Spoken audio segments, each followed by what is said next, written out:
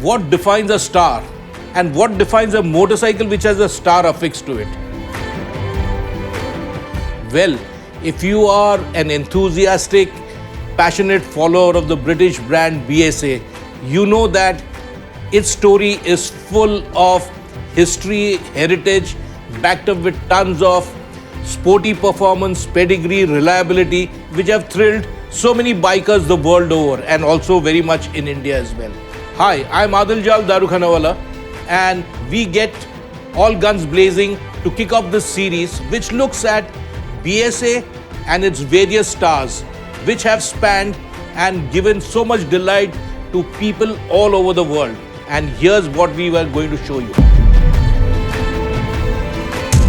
BSA made its first bike in 1903, but it never went into production till 1910 when a 3.5 horsepower motorcycle for the masses started rolling out from the small Heath factory. World War I saw a lot of BSAs join the British Army, and that helped the brand get a lot of prominence.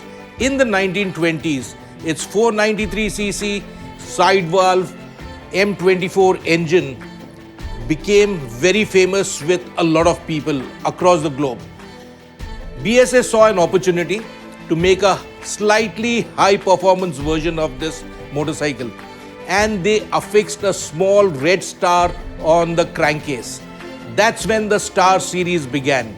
And over the years, from there on, it evolved into a line of Star specials, starting with the Blue Star, the Silver Star, the Empire Star, and then, of course, the most famous star of them all, the Gold Star. But after the Gold Star, you also had the Shooting Star much later in the late 50s and early 60s. But that's another story altogether.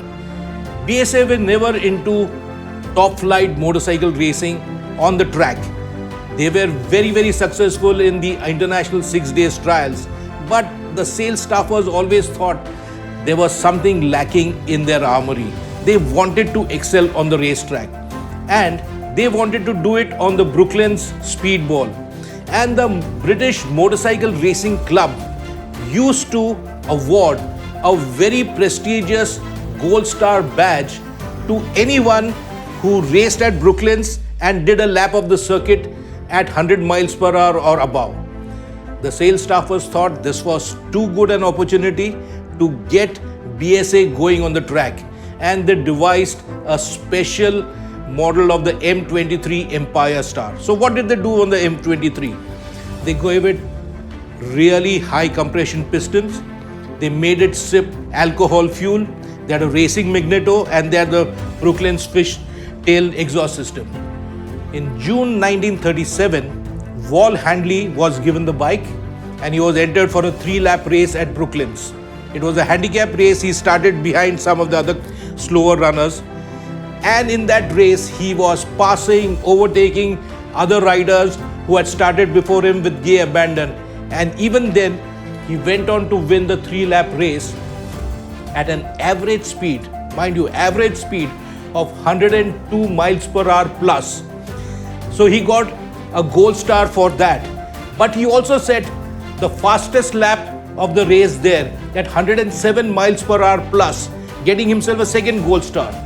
2 Gold Stars in one fell swoop was something too good to be true, but BSA understood the value of it. They got it going in the form of a production version of that bike in the 1938 model year, and from there on the history of the brand took a different trajectory, and it went on to reside in the minds of performance bikers the world over. Post-war, BSA came out with the Gold Star as a standard regular production model from 1946. The first bikes from 46 for a couple of years were plunger rear suspension Gold Stars, but once it got the swinging arm setup, the B32 and the B34, the 350 and the 500 became very important mainstays of the BSA Gold Star portfolio. And then to really top it off, and the real reason why the Gold Star became such a favorite amongst the clubmen's crowd, the rockers, the cafe racer guys, you name it, across the globe was the DBD 34 Goldstar. This was the ultimate version of the bike which went on to delight many. What's not to like about a Goldstar or a BSA for that matter from the Goldstar series?